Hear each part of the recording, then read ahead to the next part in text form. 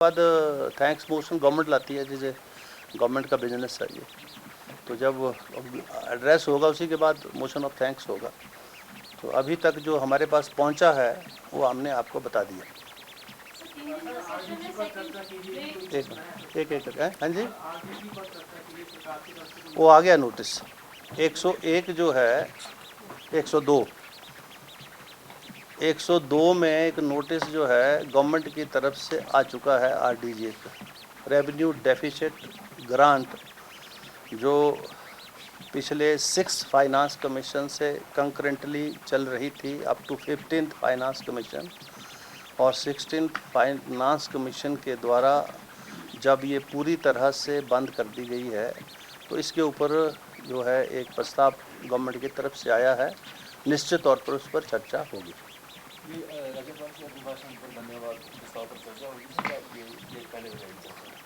अभी जो मैंने कहा ये आ चुका है राज्यपाल महोदय का, तो इट टेक्स ए प्रेसिडेंट, सबसे पहले होगा।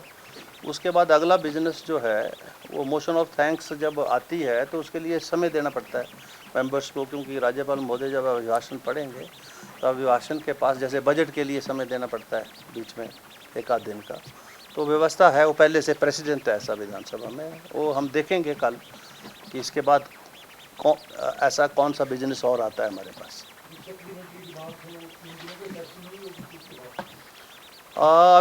अभी तो 3 दिन का सेशन हो रहा है। अभी बिजनेस जैसे ज़्यादा आएगा तो ये बढ़ सकता है। स्पीकर साहब, जिस तरह से गवर्नमेंट ने हिमाचल की हिस्ट्री में फर्स्ट टाइम बताई है, वो जो बजट प्रपोज करेंगे तो उसको डिस्कशन के लिए आप रेगुलर अलाउ करेंगे? अब ऐसा है, बजट तो बजट है। अब जिन लिमिटेशंस में भी बजट सरकार के द्वारा पेश होगा, स्वाभाविक रूप से माननीय सदन में उसके ऊपर सभी सामान्य सदस्यों का अधिकार है कि उसके ऊपर चर्चा करें। तो अभी हम प्रीएम्प्ट नहीं कर सकते कि क्या होगा क्या नहीं होगा, क्योंकि अब बजट तो आएगा और साल भर का बजट जो है वो पेश भी होगा, पास भी होगा। तो जो बजट आएगा तो उसके ऊपर ये सारी टिप्पणी आप कर सकते हैं तब।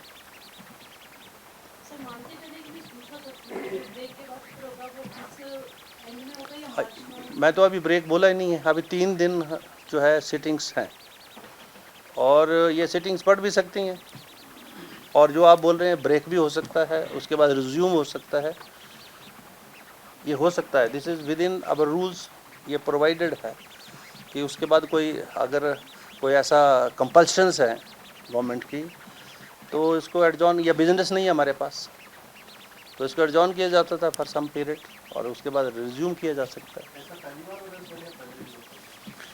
वैसे तो ये व्यवस्था तो रूल नियमों में पहले से है। इसका मतलब जिस वक्त नियम बने थे तो इस प्रकार की परिस्थितियां के बारे में ध्यान में रखते हुए नियम बने थे, पर जहाँ तक अब मेरा ताल्लुक़ है, मेरे ख्याल में अभी यहाँ जो हिमाचल प्रदेश की विधानसभा में इस प्रकार की प्रक्रिया पहली बार ही हो रही है।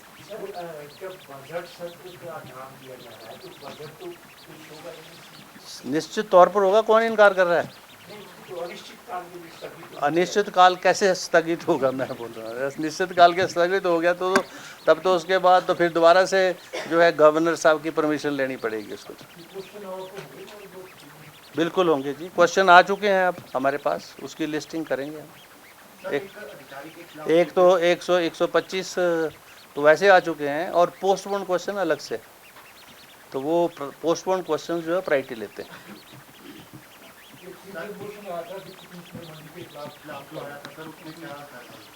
वो हाँ कंप्लेंट है वो, दैट इज़, आप रूल पढ़े ना 75, उसमें एनी मेंबर जो जिसको ऐसा लगता है तो ही can file a complaint to the Vidhan Sabha secretary, और वो कंप्लेंट हमने विधानसभा सेक्रेटरी ने रिसीव की है।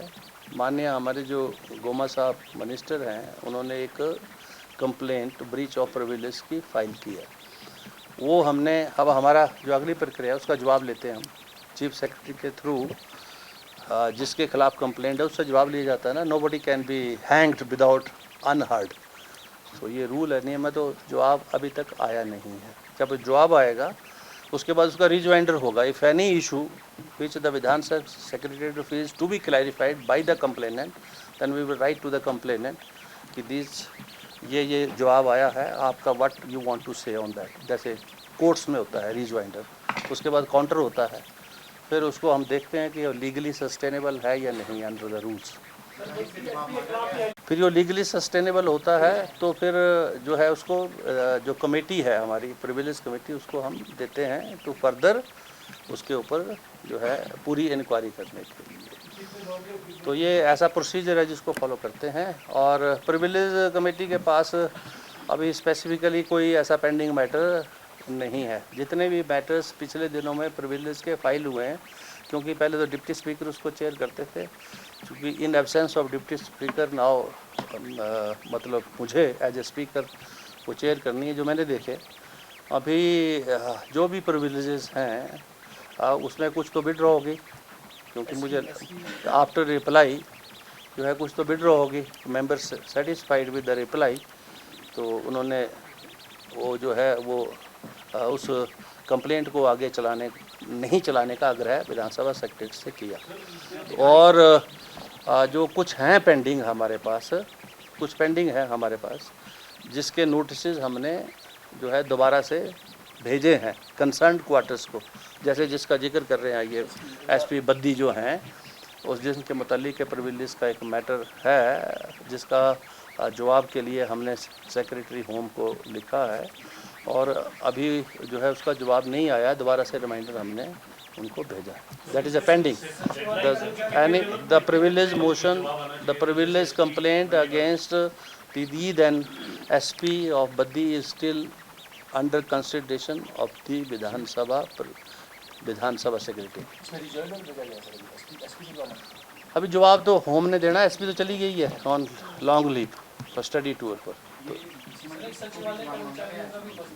यही तो बोला मैंने, जो कंप्लेंट आई है उस कंप्लेंट का जवाब जो है हमने चीफ सेक्रेटरी महोदय को लिखते हैं। We don't write direct to the chief secretary, we write to the government कि वो जो है वो आगे उनसे जवाब लें। तो हमने चीफ सेक्रेटरी साहब को लिखा है, अभी तक उसका जवाब जो है आना है।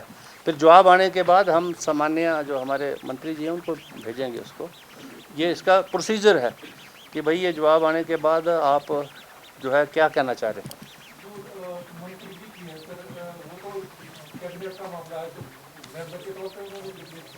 ऐसा है ना, इसमें तो कंप्लेंट बाई ए मेंबर है, मतलब he can be A minister also, he can be a member also, but that rules deals both the persons together. Even the minister also, the rules does not distinguish the minister and the members. They are all, everybody, all of us are the member of this honorable house. I as a speaker, the leader of the house as a chief minister, leader of the opposition as a member. We are all member of this house. Sir, विपक्ष के विधायकों वाला जो मामला है